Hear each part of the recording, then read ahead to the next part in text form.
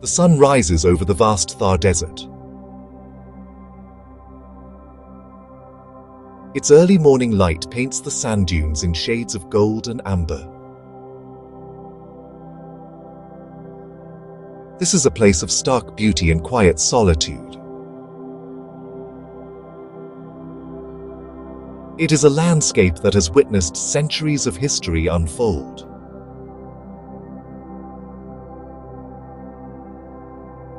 But on a specific day in May 1998, this quiet desert became the stage for a world-changing event. Deep beneath the shimmering sands, a silent revolution was taking place. It was a revolution that would redefine India's place in the world. The ground would shake, not from an earthquake, but from the immense power of human ingenuity. This event was the culmination of decades of research, planning, and unwavering resolve. It was a moment that announced India's arrival as a global power. In the heart of this expansive desert lies the Pokhran test range. For most of its existence, it remained a remote and unremarkable stretch of land. Yet, it was here that India chose to demonstrate its scientific and technological prowess. The story of Pokhran is not just about a single day of tests. It is a story about a nation's journey. It is a story of ambition, resilience, and the relentless pursuit of security.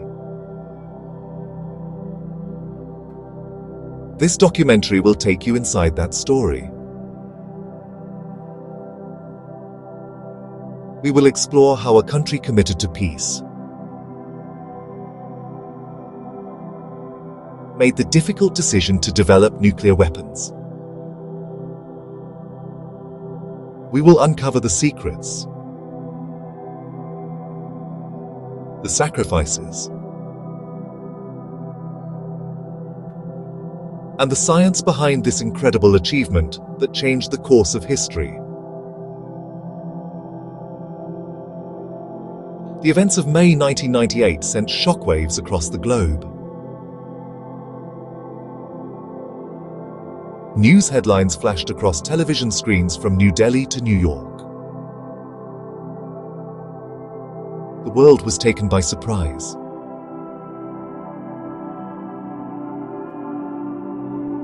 How did India manage to conduct these tests in absolute secrecy, evading the watchful eyes of international intelligence agencies? The story involves brilliant scientists working under the guise of army officers. It involves secret codes, careful deception,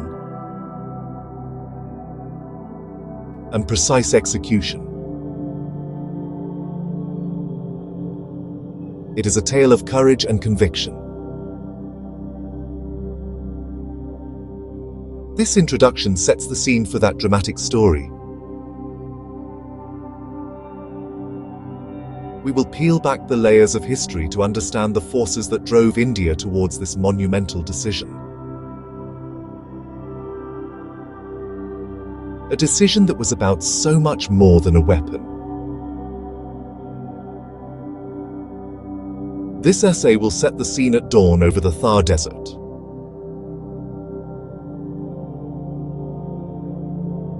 We will introduce the central question of how India transitioned from a nation with peaceful atomic ambitions to a recognized nuclear weapons state. The tone will be realistic and historical, infused with a sense of quiet national pride. We will revisit the headlines from 1998 and the powerful image of the Indian tricolour waving proudly against the desert sky. This is not just a technical account of a nuclear test. It is an exploration of the stakes involved, a nation's dignity, its defense, and its destiny.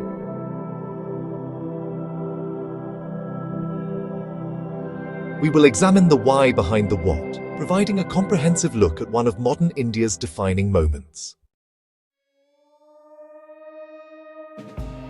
India's nuclear journey did not begin with a desire for weapons. It began with a vision for progress and development. Prime Minister Jawaharlal Nehru, Dr. Homi J. Bhabha. They saw atomic energy as a tool for a better future.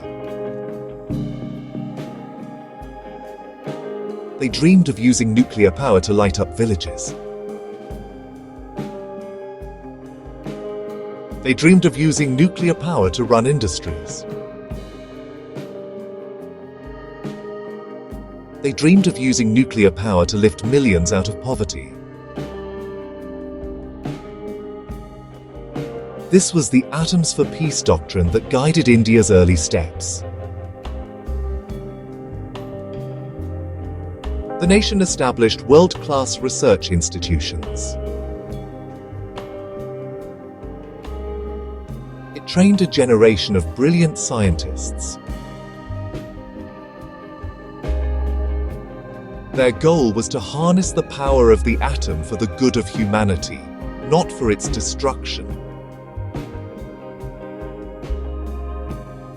This peaceful ambition was the foundation of India's nuclear program.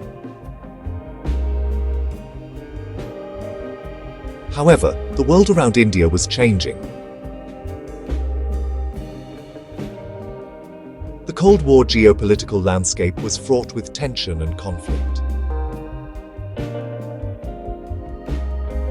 India faced growing security threats from its neighbors. The dream of a peaceful world, free from nuclear arms, began to seem distant and idealistic. The nation's leaders had to confront a difficult reality. Could a country remain secure in a world where others possess the ultimate weapon? This question led to a slow and deliberate shift in thinking. The initial focus on peaceful uses began to evolve. The program remained publicly committed to peace but explored dual-use potential. This documentary will trace that transformation. We will explore how strategic thinking adapted to changing security needs. The journey to a weapons-capable state was not a straight line. It was a complex path of debates, dilemmas, and difficult choices. We will look at key moments and decisions that shaped this evolution. 1974, the Smiling Buddha test, the first major turning point. Officially termed a peaceful nuclear explosion, it still showed capability to the world. It signaled knowledge and the will to protect national interests. 1998, Pokhran-II, the culmination, tests that established India as a nuclear weapons state. This was decades of quiet, determined work, not a sudden act.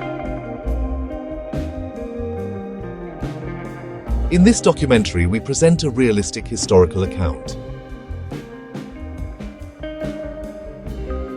We aim to show the quiet pride and determination behind the quest.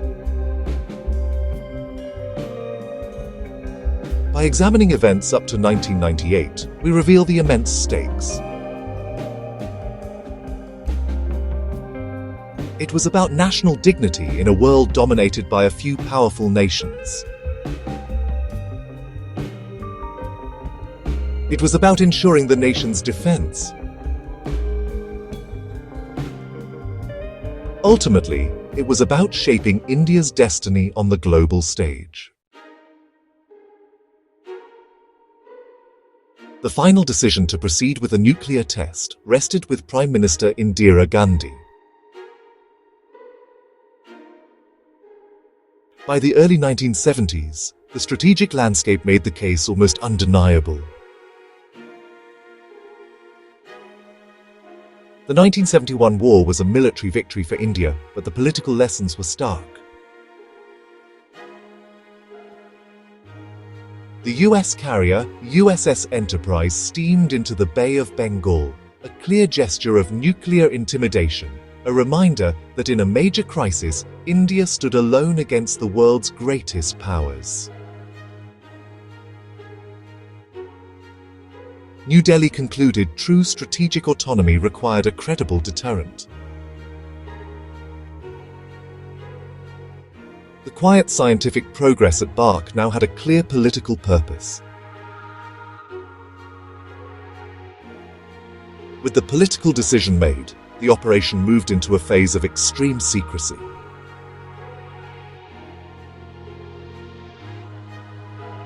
Night recreation, soldiers under floodlights guarding as scientists lower a cylindrical object into a deep shaft.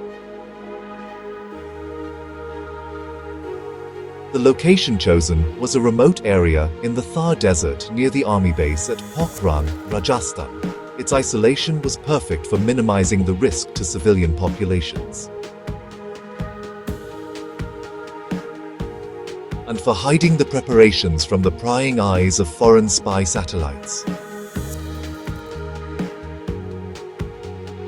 The entire project was managed by a very small group of people. Information was shared on a strict need-to-know basis.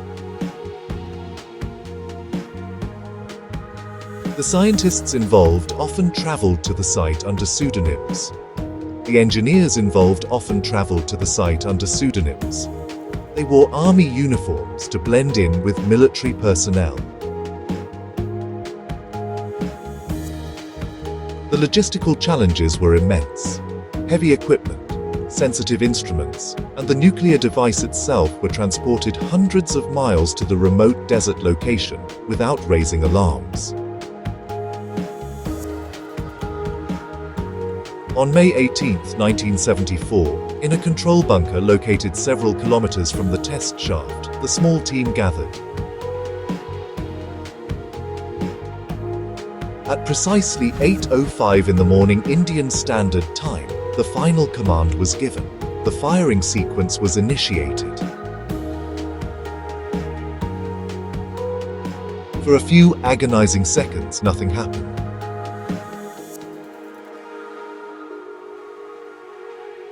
Then the ground began to tremble violently.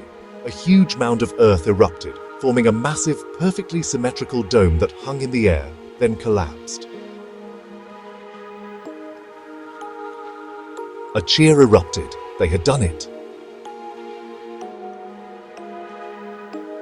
Dr. Raja Ramana picked up the secure telephone line to New Delhi and delivered the coded message. The Buddha has finally smiled.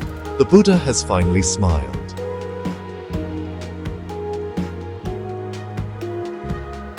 The desert had witnessed a historic event, and India had crossed a threshold from which there was no turning back. The seismic signals from the Pokhran test were instantly detected by monitoring stations around the globe. The world had been caught completely off guard. Shock, surprise, alarm. While India officially maintained that it was a peaceful nuclear explosion, few international observers believed this justification. The international political reaction was swift and harsh. Canada felt particularly betrayed and immediately cut off all nuclear assistance to India. The United States led the charge in imposing sanctions. A new group of supplier countries, known as the Nuclear Suppliers Group, was formed to restrict the export of nuclear technology and materials.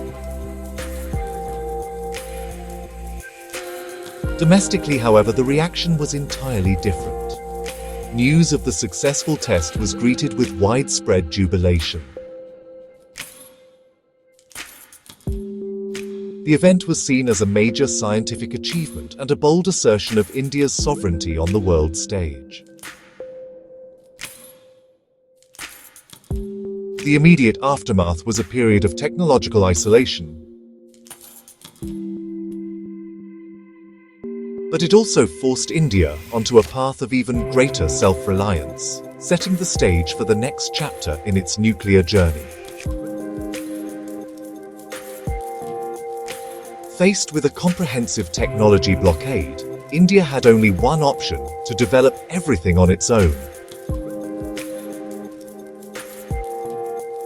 A key focus was the development of pressurized heavy water reactors. This reactor design did not depend on the enriched uranium that was now impossible to import.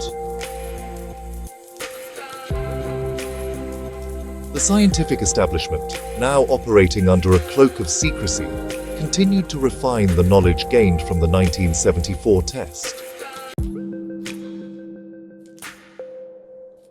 The period of silence was, in reality, a period of intense and focused activity. This quiet, unheralded work during the late 1970s and the 1980s was the crucial bridge between the first test in 1974 and the series of tests that would follow in 1998. The early 1990s brought a series of dramatic shifts in the global and regional security landscape. Simultaneously, the security environment in South Asia was deteriorating.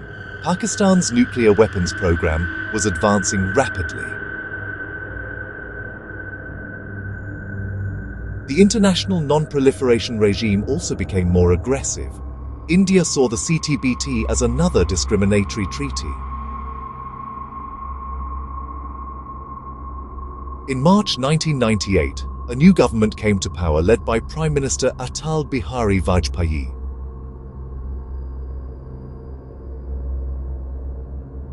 Within days of taking office, Vajpayee secretly summoned, and he gave them a simple, direct instruction: be ready to conduct a series of nuclear tests. The mission, codenamed Operation Shakti, was now officially in motion.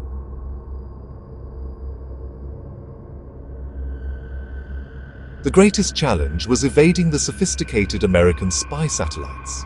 A brilliant and intricate plan of deception was put into place.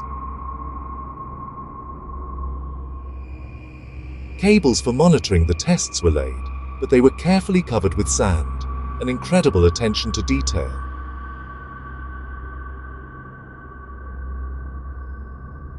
Lowering the devices into 5 prepared shafts was a moment of supreme tension. Shafts codenamed White House and Taj Mahal. At 3:45 p.m., Dr. K. Santhanam turned 2 keys to initiate the firing sequence. A button was pushed.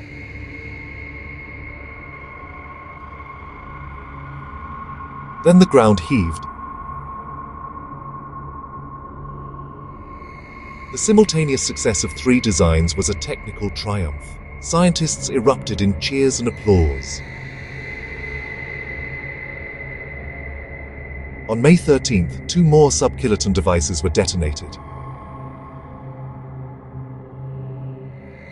In 3 days, India conducted 5 nuclear explosions. They reverberated across the globe, shattering the nuclear order.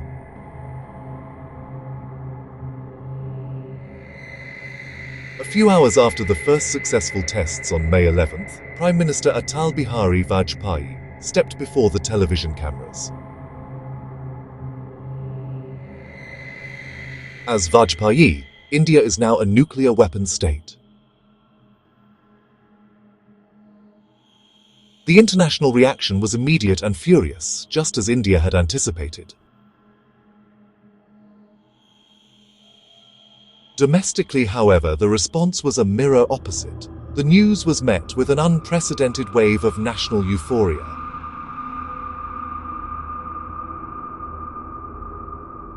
For the people of India, Pokhran-II was not just a technical achievement, it was a deeply emotional event. The immediate legacy of Operation Shakti was the establishment of a stable and overt nuclear deterrence, arguably preventing large-scale conventional war during the Kargil conflict.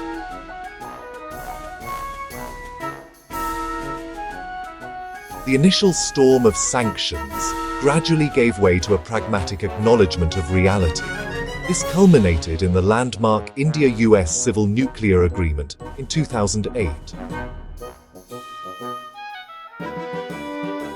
The success of Pokhran-II created a powerful surge of self-confidence within the country's scientific community, fostering a broader culture of innovation and ambition.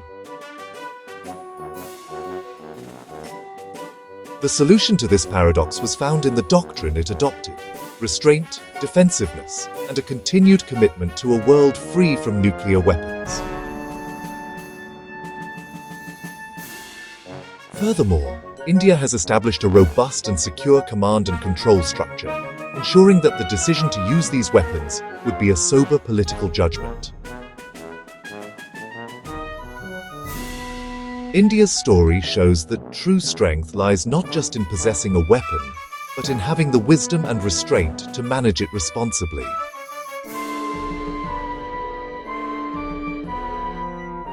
It is at its core a story about a nation's quest for dignity in an unequal world, anchored in the fundamental imperative of defense.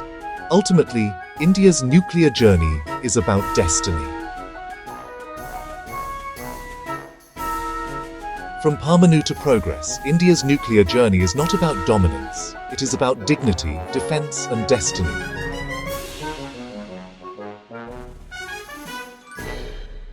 Yet, it is a journey that has fundamentally defined the India of today, a confident, resilient, and responsible power, secure in its own strength and determined to chart its own course.